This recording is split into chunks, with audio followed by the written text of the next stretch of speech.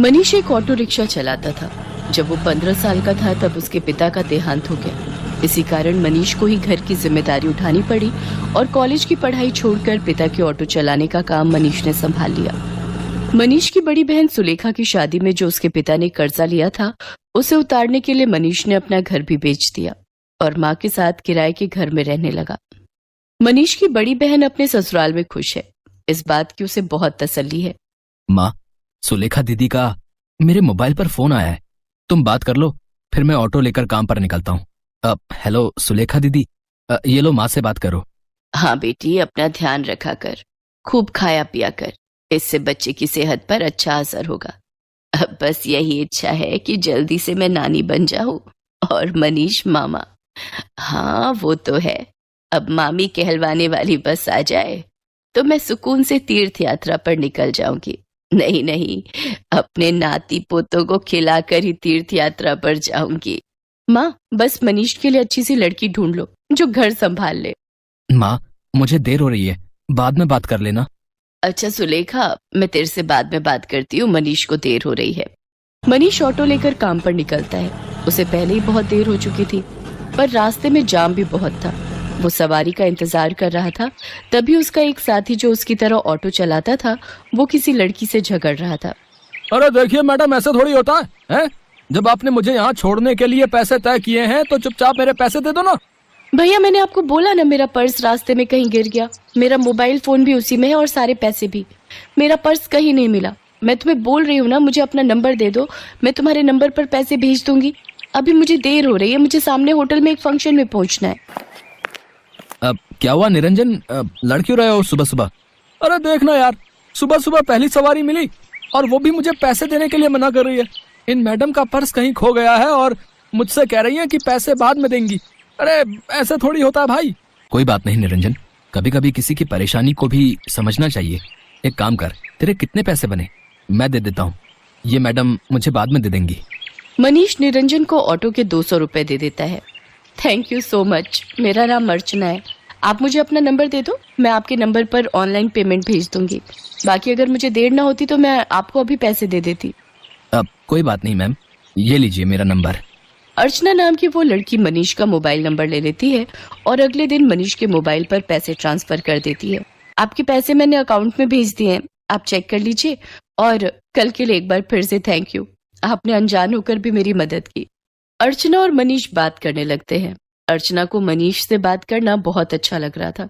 उसके बाद एक दो बार अर्चना की मुलाकात मार्केट में मनीष से हो ही जाती है। धीरे धीरे दोनों दोस्त बन जाते हैं। मनीष को पता चलता है कि अर्चना एक बहुत ही अमीर खानदान की लड़की है, तो वो उसे समझाता है। अर्चना, तुम बहुत ही अमीर खानदान की लड़की हो। तुम में और मेरे में जमीन आसमान का फर्क है। मैं एक मामूली ऑटो रिक्शा चलाने वाला गरीब लड़का हूँ। तुम्हारा और मेरा यूं दोस्ती रखना ठीक नहीं है।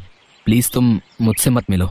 तुम ना मिलने की बात कर रहे हो, पर आज तो मैं तुम्हें अपने प्यार का इजहार करने आई थी।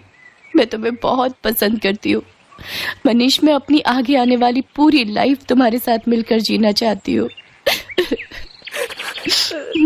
कहते कहते अर्चना फूट फूट कर रोने लगती है और मनीष उसे गले लगा लेता है।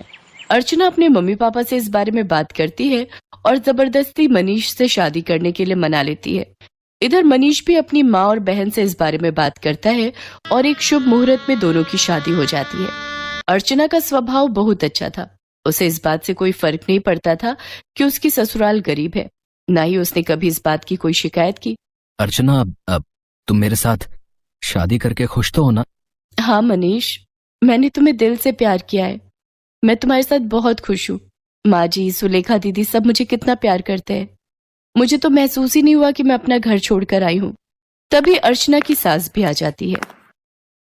जीती रहो बहू, हम बहुत भाग्यशाली हैं कि इस घर को तुम्हारे जैसी बहू मिली। अर्चना भाभी, ये देखो, मैं आपके लिए नई साड़ी लाई हूँ। आज आप शाम को कीर्तन में यही पहनना।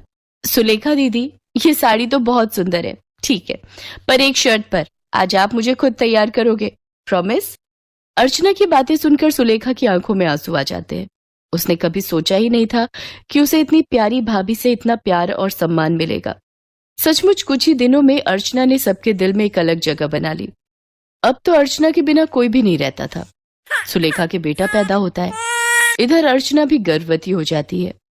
अर्चना के मां बनने के बारे में जब उसके मम्मी पापा को पता चलता है तो वो उसे मिलने के लिए उसके ससुराल आते हैं, पर अर्चना का घर देखकर दोनों ही मुंह बनाने लगते हैं। अर्चना, तुम अपने मम्मी पापा के पास बैठो, रसोई से चाय और नाश्ता मैं ले आती हूँ। क्या बात है अर्चना, तुम इस हालत में भी घर के काम खुद ही करती हो? तुम्हारे घर में कोई नौकर चाकर नहीं है क्या? कैसी बातें करती हो ललिता तुम जानती भी हो तुम्हारी बेटी किस घर में ब्याही है। यहाँ 2 वक्त की रोटी खाने के लिए भी सोचना पड़ता है।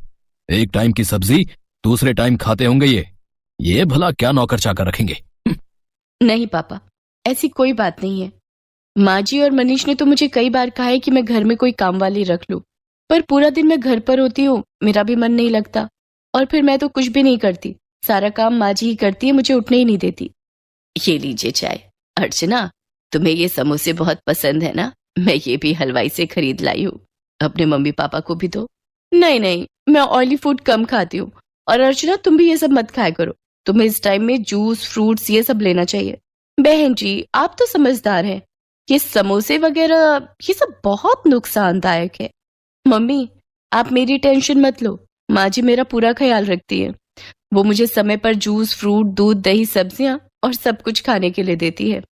तभी अर्चना की ननद सुलेखा भी आ जाती है। अर्चना भाभी, मैंने डॉक्टर से अपॉइंटमेंट ले लिया है, कल सुबह 11 बजे आपको मेरे साथ चलना है, तो आपका चेकअप हो जाएगा और बाकी जो इंजेक्शन वगैरह। सुलेखा, तुम्हारा कौन से हॉस्पिटल में बच्चा हुआ था जिस डॉक्टर के बारे में तुम बात कर रही हो? जी, वो बड़े बाजार में जो हॉस्पिटल है जहाँ डॉक्टर नेहा बैठती हैं, वो सस्ता बेकार सा हॉस्पिटल। अर्चना, तुम उस हॉस्पिटल में चेकअप के लिए जाओगी? तुम्हारा दिमाग तो ठीक है। अर्चना, तुम एक मामूली से हॉस्पिटल में चेकअप के लिए जाओगी? तुम चिंता मत करो, इन लोगों के पास अगर तुम्हारे इलाज के लिए पैसे नहीं है तो क्या हुआ, मैं तुम्हारे लिए इस शहर के सबसे बड़े नामी हॉस्पिटल में आज ही बात कर लेता हूँ। और तुम अभी के अभी अपना सामान पैक करो और हमारे साथ चलो। किसके घर? आपके घर पापा? मैं अभी अपना घर छोड़कर कहीं नहीं जा सकती। मुझे डॉक्टर नेहा, जो कि एक बहुत बड़ी और समझदार डॉक्टर है, उन्होंने सुलेखा दीदी की नॉर्मल डिलीवरी की है।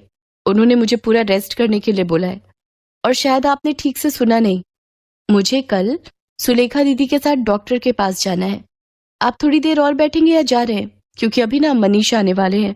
वो शहर में एक नया रेस्टोरेंट खुला है, वहां पर मेरी फेवरेट आइसक्रीम मिलती है, तो आज मेरा वो खाने का प्लान है, तो हम सब डिनर के लिए जाने वाले हैं। अर्चना का ऐसा कोई प्लान नहीं था, ये उसकी सास और सुलेखा जानते थे, पर अर्चना अपने मम्मी पापा को एहसास दिलाना चाहती थी कि उसके ससुराल वालों का और अपमान ना ही करे तो उनके लिए बेहतर है। अर्चना के मम्मी पापा लज्जित हो जाते हैं और कुछ देर बाद वहां से चले जाते हैं। अर्चना की सास और ननद दोनों की आंखों में खुशी के आंसू थे। अर्चना अपनी सास और ननद के गले से लग जाती है।